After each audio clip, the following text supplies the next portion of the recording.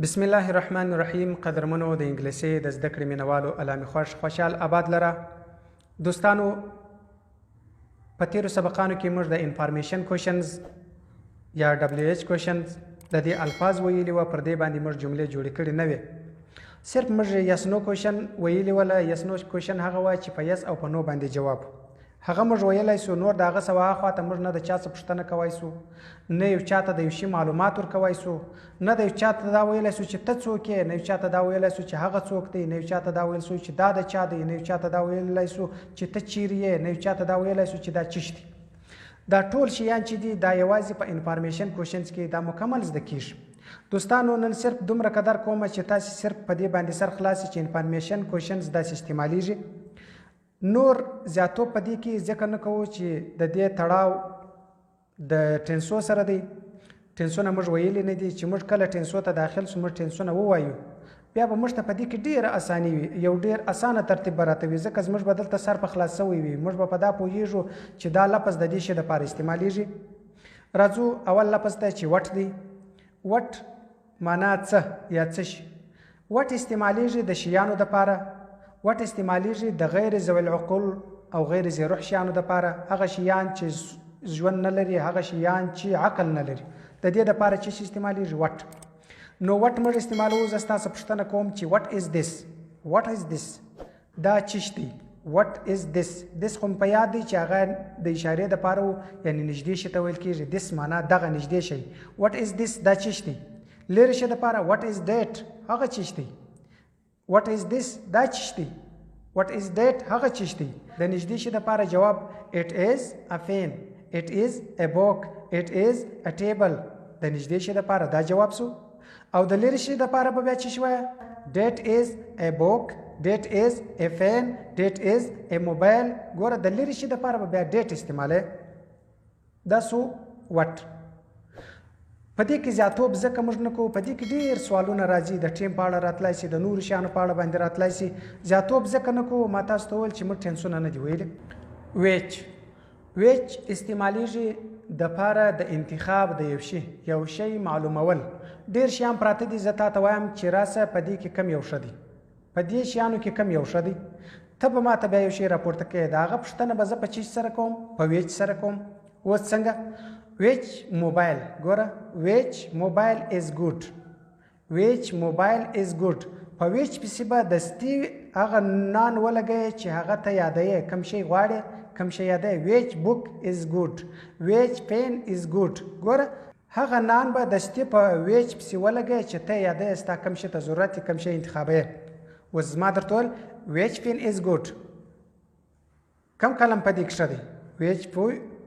ویچ پین از ګوډ. کم قلم ښه دی؟ قلمان خو ډېر پراته دي. ویچ پین از ګوډ. کم قلم ښه دی؟ ما سوال ستاسو په چی شي وکړي؟ په ویچ سره. ویچ پین از ګوډ. ویچ بوک از ګوډ. ویچ نوٹ بوک از ګوډ. نوٹ بوک کتابچه ته ویل کېږي. ویر. ویر استعمالیږي د ځای دپاره. مثال زه اوس تا ته وایم ویر آر یو. ته چیرې یې؟ ته چېرته یې؟ ته چیرې یې؟ ویر آر یو. هغه چیرې دی؟ ویر از هی. احمد چیرې دی؟ ویر از احمد. هغه ښځه چیرې ده؟ ویر از شي. ګوره ټول پوښتنه په چا سره وسوه؟ په ویر سره. ځان یادوم زه چیرې یم. ګوره ویر ام آی زه چیرې یم. ویر آر یو ته چیرې یې؟ ګوره ټول مثالونه ما دلته درته لیکلي دي. ورته وګوره ټول مثالونه ما لیکلي دي، صرف چې تاسې ورته وګورئ هر مثال ته خپله درته معلومیږي. ولې؟ تاسې ټوبې زده کړي دي، سابجکټ پرونان مې زده کړي دي، زیات الفاظ زیات شیان تاسې زده کړي دي. تاسو ته ډېر اساني ده. صرف زه لیکل درته وکړم، په کومه جمله کوم شی زه درته ولیکم تاسې خپله په پوهېږئ. په دې پوهېږئ چې دا سوالیه ده. ولې؟ کوشن مارک لري. په دې پوهېږئ چې دا سوالیه نه ده، هغه ځکه فل سټاپ لري. دا تاسې ټول مکمل زده کړي دي. هوز. هوز وایي معنا د چا. یو شی دی زه ووایم چې دا د چا دی، دا به زه دا سوال دا پوښتنه به زه په چیش کوم؟ دا پوښتنه ده که نه ده؟ دا د چا دی؟ دا کتاب د چا دی؟ دا ټلیفون د چا دی؟ دا قلم د چا دی؟ دا پوښتنه ده که نه ده؟ نو دا سوال به زه په چیش کوم؟ دا به په هوز سره کوم. څنګه؟ هوز پین از دس. هوز پین از دس. هوز بوک از دس. دا قلم د چا دی؟ دا کتاب د چا دی؟ whose mobile is this دا موبایل د چا دی. ګوره دلته نو ما تاسو ته جملې لیکلي دي، صرف تاسې ورته وګورئ خپله درته معلومیږي چې سوال دا رقم کیږي. هو معنا څوک، څنګه یعنی ته څوک یې، زه څوک یم، هغه څوک دی. د دې سوال چې موږ کوو هغه به په چا سره کوو؟ په هو سره. لکه څنګه زه اوس تا ته وایم هو آر یو، ته څوک یې، هغه څوک دی. هغه ته به بیا څنګه وایي؟ هو از هی، هغه څوک دی. هو از شي، هغه ښځه څوک ده. مثال شي خو د مونث ضمیر دی. هو از شي، هغه څوک ده. زه بیا څوک یم؟ هو ام آی، زه څوک یم. مثالو ته وګوره خپله د دستې سره په خلاصېږي.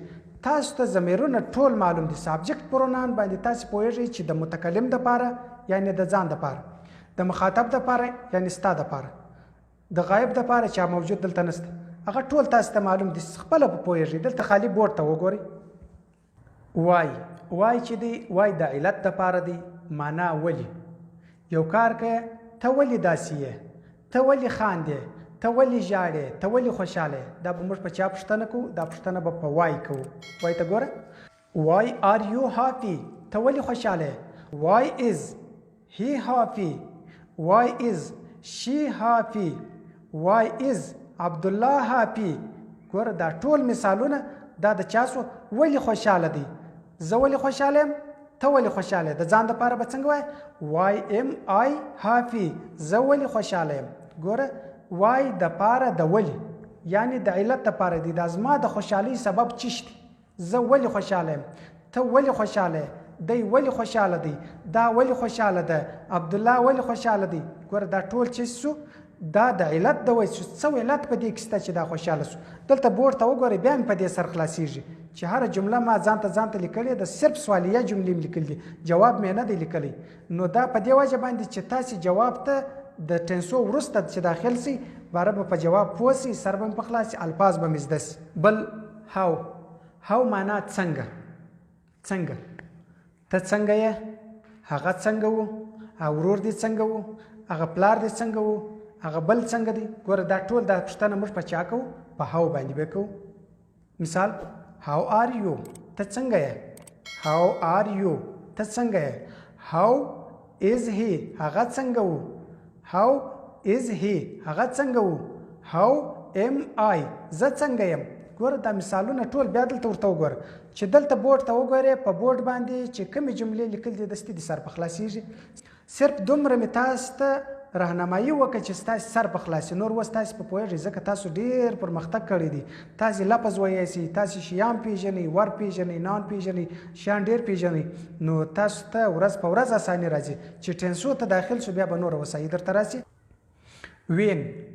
وین معنا کله، وخت دپاره وین استعمالیږي.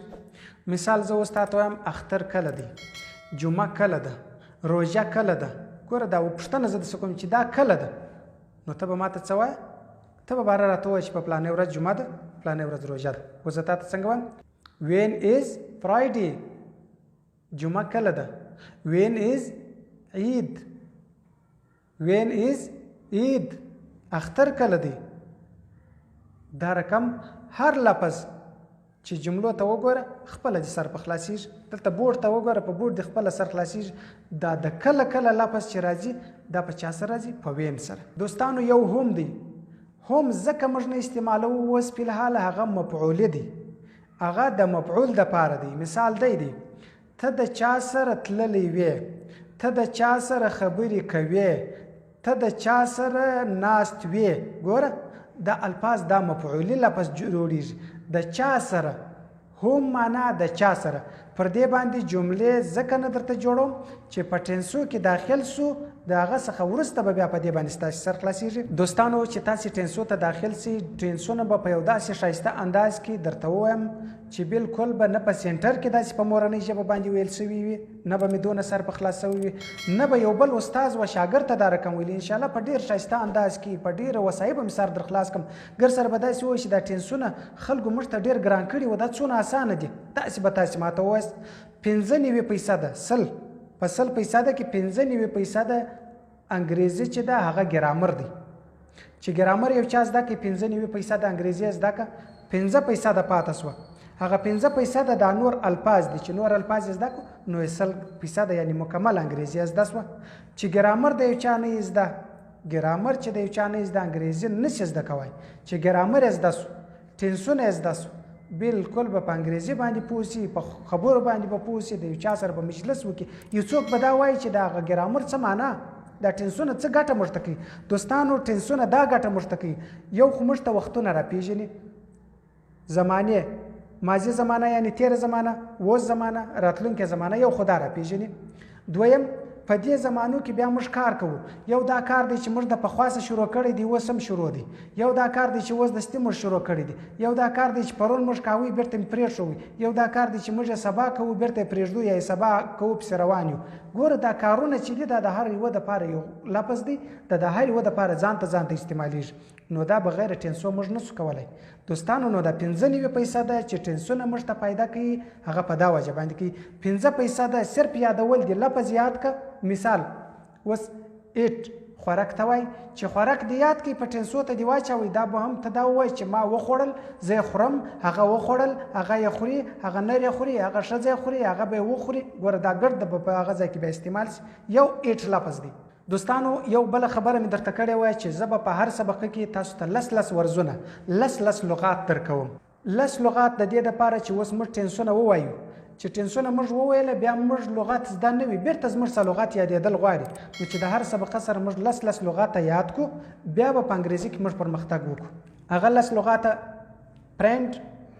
پرنټ وایي مخ ته د مخ طرف ته څه وایي پرنټ یعنی دا خلک اوس هم وایي دا زما کور پرنټ لري پرنټ معنا مخ لري پرنټ مخ بیک شا الفاظ خو ټول دې لیکل دي درته پرنټ مخ بیک شا یعنی دا دواړه مقابل دي سره مخ او شا پرنټ مخ بیک شا بل ایزی معنا اسانه ایزی اسانه هارد معنا مشکل ګران سخت ایزی اسانه هارد ګران مشکل ګوره دا دواړه بیا مقابل دي سره اسانه یو کار اسانه وي بل ګران وي دا اسانه او ګران کارونه سره مقابل دي که نه بل ویټ معنا لوند یو شی لوند وي هغه ته څه وایي ویټ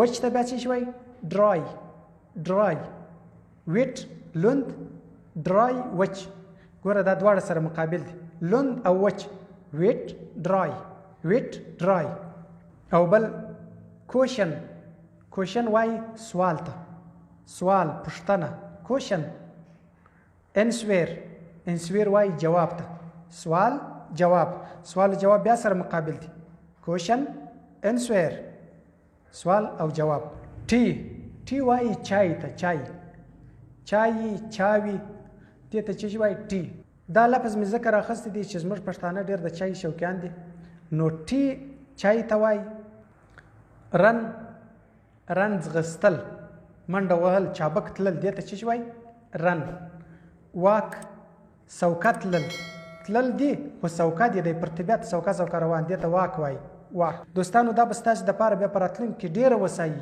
ډېر پرمختګ به وي ځکه د دې څه بیا موږ خبرې جوړوو د دې څه بیا موږ مجلسونه جوړوو په دې باندې جوړیږي دوستانو په تیرو سبقانو کې کوشش وکړئ تیر سبقان را تکرار کړئ وار دا خبره کوم ځکه چې موږ ټینسو ته داخلیږو د ټینسو سره سخت ضرورت د تیرو سبقانو دی او په راتلونکي سبقانو کې به موږ انشاءالله پر ور فارم باندې ګایږو یا به پر ټینس باندې ګایږو پر دې باندې دوه کې به پر یوه باندې ګایږو خوشحال او قدرمن اوسئ ځانونه دلته ورته تکړه کړئ ورته برابر کړئ نو هلته به هغه درته اسانه وي